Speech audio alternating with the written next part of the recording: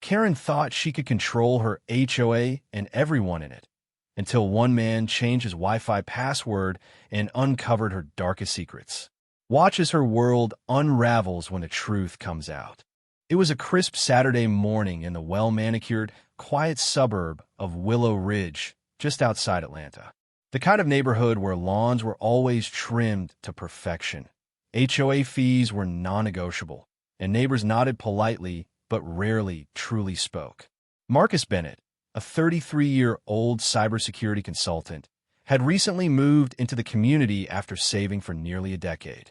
He was the kind of guy who kept to himself, friendly, respectful, but not the type to attend wine nights or neighborhood meetings. He was also one of only 3 black homeowners in the entire subdivision. That morning, Marcus was finally catching up on a few home tasks he'd been putting off for weeks.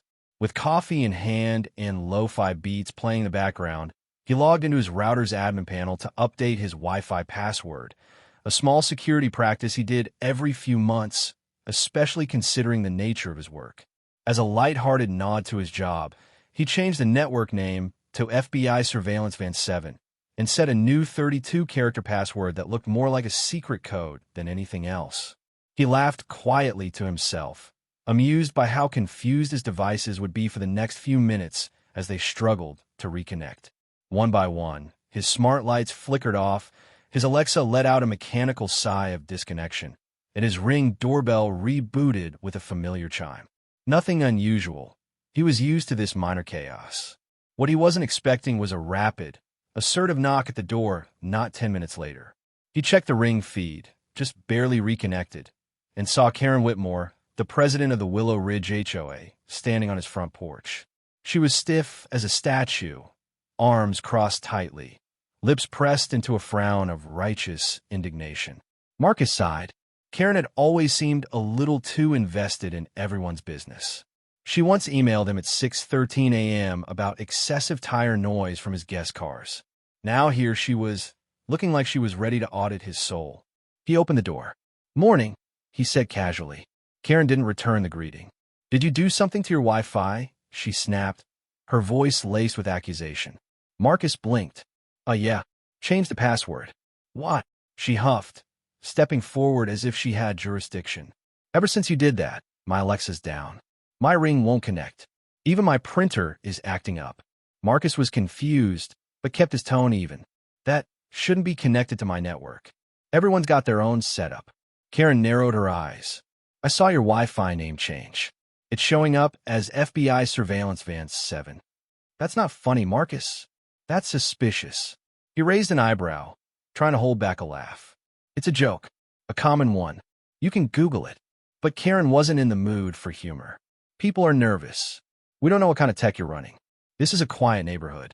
We don't need that kind of energy." It hit him then, that kind of energy, the way she said it, like he'd disturbed the balance of a space that wasn't built for him in the first place.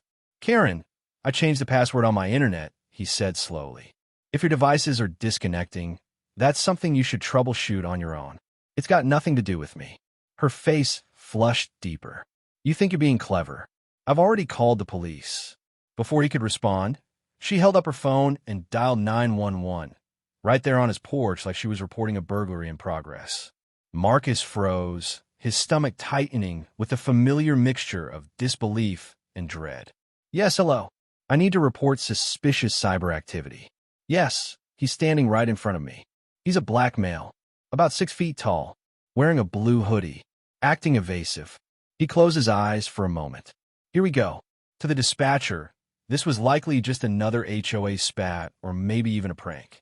But Marcus knew the optics of what Karen had just said could turn a normal Saturday into a life-threatening encounter in seconds. "Karen," he said firmly, "this is ridiculous. You're calling the police over a Wi-Fi name." She stepped back like he'd lunged at her. "Don't come closer," she shrieked into the phone. Marcus held up both hands, not moving an inch. Within 5 minutes, a police cruiser pulled into the cul-de-sac. A young white officer stepped out, cautious but not immediately aggressive. Karen practically ran to him, frantically waving her arms. "That's him. He's doing something with the neighborhood networks." The officer approached Marcus slowly. "Sir, do you mind if I ask what's going on?" Marcus stayed calm. I changed my own Wi-Fi password. That's it. Karen here thinks that's somehow criminal. The officer tilted his head, clearly trying to wrap his mind around the situation. Do you have proof?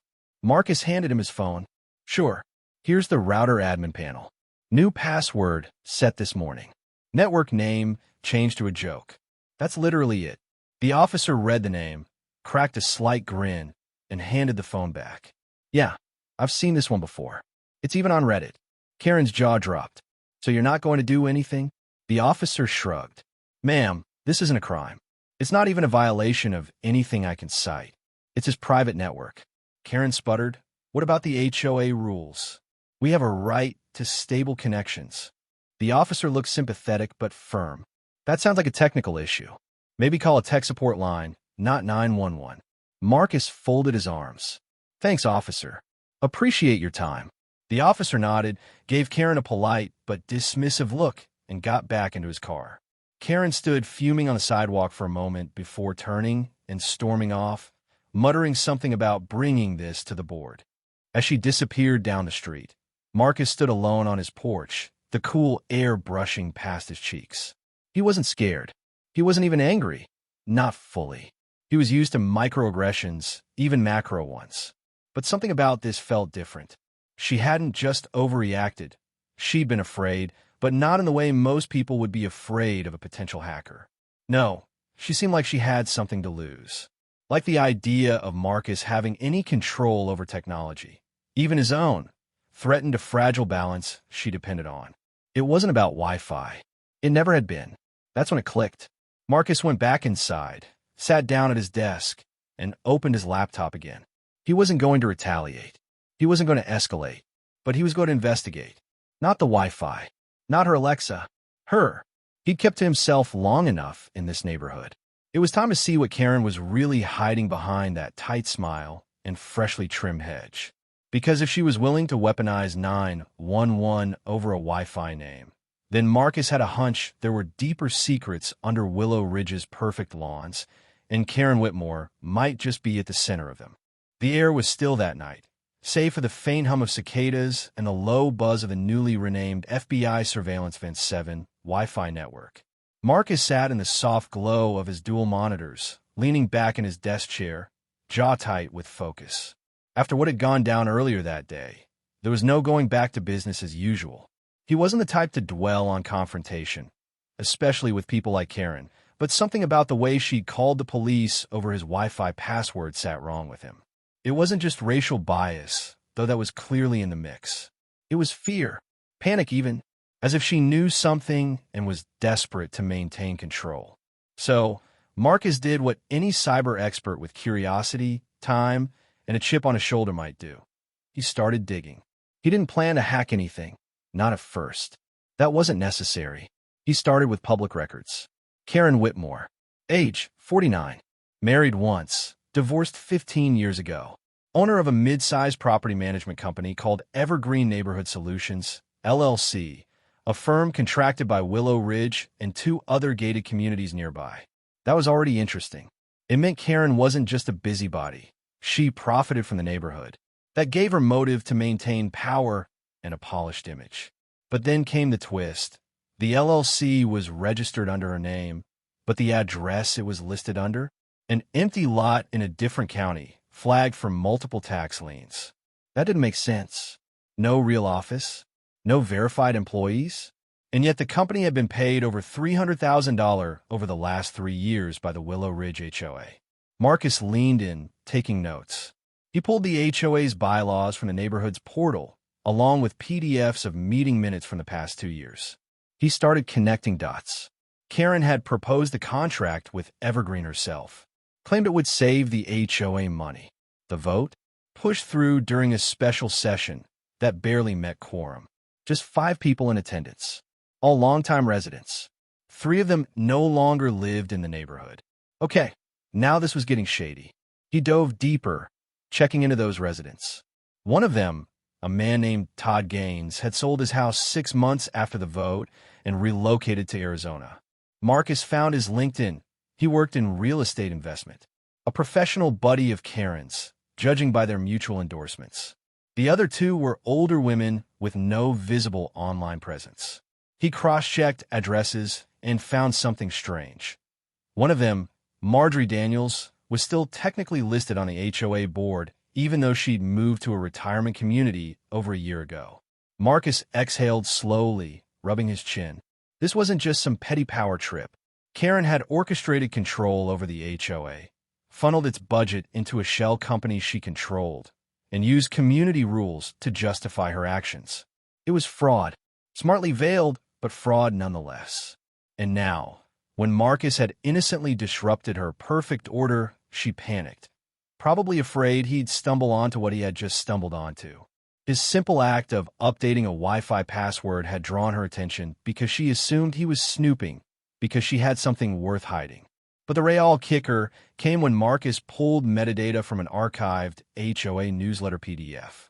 He wasn't even planning to look at the code, but out of habit, he ran a metadata analysis. The document hadn't been authored by Willow Ridge HOA, like the footer claimed. The document property showed a registered author name, K. Whitmore, Evergreen Admin. Worse, there was another document, an anonymous neighborhood petition that had supposedly called for banning rentals in the community. Same author tag. It wasn't just that Karen was the president of the HOA and the owner of the management company. She was manufacturing consensus, faking votes, planting documents. Now Marcus was angry. He backed away from the keyboard for a moment and just stared out the window. His neighbors were asleep. Some probably knew nothing about this. Others maybe suspected, but said nothing. After all, HOA drama rarely made it past the newsletter. But for Marcus, this wasn't just local politics. Karen had tried to make him a criminal over Wi-Fi. She'd called the police on him with a lie in her voice and her finger hovering over the trigger of systemic bias. And now he had proof that she wasn't just morally wrong. She was legally vulnerable. But how to expose her? He wasn't interested in revenge. He wasn't going to leak her information or do anything unethical. No, he was going to do it right. With precision. With receipts. He started drafting a digital dossier, a clean, well-organized file of every public document, every board decision, every odd discrepancy.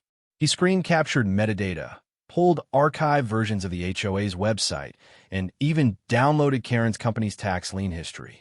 He titled it simply, Karen Whitmore, HOA Misconduct and Financial Irregularities. He uploaded it to a cloud folder and set it to private for now. He wanted backup, just in case. Then, almost as an afterthought, Marcus did one more thing. He checked the neighborhood's public Wi-Fi hub, the one available near the community pool and clubhouse. It was open, unsecured, and poorly configured. He was shocked to see that Karen's device had connected to it several times over the past few weeks. She was using it without VPN protection. Sloppy. And in those digital footprints, Marcus found something even more damning. She'd used the public Wi-Fi to log into the admin portal for the HOA's website. Worse, she had saved passwords in her browser cache. Encrypted, yes, but not difficult for someone like Marcus to detect the pattern of behavior. He didn't try to access anything he wasn't authorized to. He didn't need to. The implication was enough. Karen's cyber hygiene was terrible. If she ever tried to accuse someone of hacking again, she'd be in no position to argue. In fact, Marcus now had more security expertise than anyone on the board, and evidence that Karen was dangerously uninformed in the very system she claimed to manage. He sat back, eyes burning slightly from hours of screen time. The file was done. Now all he had to do was decide when and how to use it. The thought of confronting Karen directly felt satisfying, but risky. No, better to present this cleanly. Logically, to the right people. Marcus opened his email and began drafting a message to the HOA's legal oversight firm, attaching the dossier. Another email went out to the Willow Ridge residents' Facebook group, a post scheduled to go live the next morning. It simply read, "Transparency matters. Residents deserve to know where their HOA dues are going. Here's what I found. Draw your own conclusions." Attached was a PDF link.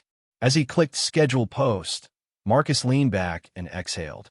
He hadn't planned any of this. But sometimes, systems have a way of exposing themselves when one unexpected variable shows up. And today, that variable was him. The sun rose lazily over Willow Ridge the next morning, casting long shadows over the manicured lawns and perfectly lined driveways. Marcus had barely slept, his mind buzzing with anticipation. The scheduled post in the residents' Facebook group had been set for 9 a.m., and it was now just minutes away from going live. He stared at the clock on his laptop, the seconds ticking down with a quiet urgency. It had been a long night of preparation, but everything was in place. The digital dossier was securely stored. The HOA's legal firm was officially alerted, and the Facebook post was ready to expose Karen Whitmore's manipulation of a neighborhood for financial gain. As the clock struck 9, Marcus clicked publish. The post went live, and for a brief moment, his heart stopped. The message was simple and direct. Residents of Willow Ridge, transparency matters. I believe it's important that everyone has access to the full picture of how our HOA operates. I've compiled some information that I believe you should all be aware of. Please take the time to review it and make your own conclusions. Attached was the PDF titled Karen Whitmore, HOA Misconduct and Financial Irregularities. Below, it was a link to a private cloud folder containing all the evidence Marcus had uncovered. Public records, financial discrepancies, metadata analysis, and Karen's embarrassing cyber hygiene missteps. Everything was laid out in black and white, making it impossible for anyone to ignore. For the next few hours, Marcus watched as the comments on the post started flooding in. At first, it was a trickle, people curious about the scandal, but by midday, it had turned into a full-blown firestorm. Some residents were outraged, others were confused, but there was one unifying sentiment. People wanted answers.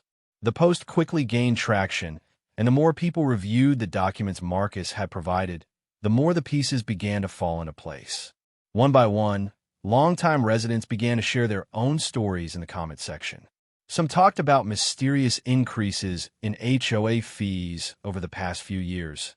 Others mentioned the sudden influx of unapproved contracts that were never properly discussed in meetings. One woman, Julie Hernandez, wrote about the time she had tried to push for a new playground in the park, only to have her proposal shot down by Karen, despite the board's supposed approval. It was clear now that Karen had been running the show all along, manipulating the HOA for her own financial benefit, and the residents were finally putting the pieces together. But it wasn't just the community's reaction that Marcus was focused on. He had also received a private email from the HOA's legal oversight firm. The subject line read, "Urgent. Please call us immediately regarding Willow Ridge HOA." Marcus felt a tight, knot form in his stomach. He opened the email and read it quickly. "Dear Mr. Bennett, thank you for bringing this to our attention. After a thorough review of the documents you provided, we have found significant discrepancies in the HOA's financial records, as well as questionable decisions made by Mrs. Whitmore regarding vendor contracts. This is a serious matter, and we are proceeding with an internal investigation. Please expect a formal inquiry in the coming days. Your cooperation in this matter is greatly appreciated." Marcus exhaled, leaning back in his chair. This was what he had been waiting for. Confirmation that the legal system was going to take his findings seriously. The next few days would be crucial, but Marcus was confident that the wheels of justice were in motion. The damage was done, and there was no turning back for Karen now. But even with the legal firm on his side, Marcus knew that the most immediate consequence would come from the residents themselves. As the day wore on, a small group of them began organizing a meeting, an emergency town hall of sorts, to address the revelations and decide what action to take. Marcus wasn't sure how that would go, but he knew one thing for sure. Karen Whitmore would not be in control of this meeting. Not anymore. At 7 p.m., the meeting was scheduled to take place in the clubhouse. Marcus arrived early, walking into the room to find a mix of curious and concerned neighbors. There were a few familiar faces, people he had spoken to in passing, but never truly connected with. Among them was Julie Hernandez, who waved him over. "I can't believe this is happening," she said, shaking her head. "I always knew something was off with Karen, but I never expected it to be this bad." Marcus nodded, appreciating her support. "I just wanted the truth out there," he said quietly. "People deserve to know how their money's being spent." The room slowly filled up, and by the time Karen arrived, a palpable tension hung in the air. She walked in like she always did, head held high, her smile poised and practiced. But the usual air of authority that she projected seemed to have evaporated. People glanced at her with suspicion, murmuring among themselves. Marcus could see the cracks beginning to show. Karen took the floor first, of course. She had always been the one to dominate meetings, her voice loud and commanding. But tonight, there was no applause, no respectful silence. As she started speaking, her words were met with silence and crossed arms. "I'm sure many of you have seen the post going around today," Karen began, her voice shaky but still trying to assert dominance. "I want to assure you that these claims are baseless. They are nothing but an attempt to undermine the work I've done for this neighborhood." But before she could continue, a voice cut through the silence. It was Julie Hernandez. "Baseless? Karen, you've been using our HOA fees to pay yourself and your company, and you've been making decisions without ever consulting the board. You've been lying to all of us." The room erupted into murmurs of agreement, and Karen's expression faltered. She tried to regain control, but her voice trembled. "These are false accusations. I've always worked in the best interest of this neighborhood." At that moment, Marcus stood up, holding a printed copy of the PDF. He stepped to the front of the room, his posture calm and steady. "Actually, Karen," he said, his voice clear and unshakable, "I've got the proof right here. The documents, the contracts, the financial irregularities. You can't just deny reality. It's all in black and white." He handed out printed copies of the documents to the residents, who quickly began flipping through them, eyes widening as they saw the evidence for themselves. The room had turned. Karen was no longer in control. As the evening wore on, Karen's facade cracked completely. She stammered, tried to deflect blame, but the truth had already come to light. By the end of the meeting, she was no longer the HOA president. She was no longer even a respected member of the community. The residents, fueled by their anger and disbelief, voted overwhelmingly to remove her from her position, effective immediately. In the following days, the internal investigation that Marcus had set in motion reached its peak. Karen's financial misconduct was exposed, and it wasn't long before she was under legal scrutiny. The fraudulent contracts, the manipulated votes, the use of her LLC to siphon funds from the neighborhood, it was all laid bare. As the legal investigation unfolded, Karen Whitmore's reputation crumbled, and her company, Evergreen Neighborhood Solutions, was dissolved. For Marcus, though, there was a sense of calm that followed the storm. He'd fought not with anger or violence, but with the one tool he knew best: information. In the end, Karen's downfall wasn't just a result of her greed and hubris. It was the result of her underestimating the power of a single person who refused to let injustice slide. Marcus had taken a stand, not just for himself, but for the entire community that had been unknowingly manipulated for so long. And in doing so, he had changed the course of Willow Ridge forever.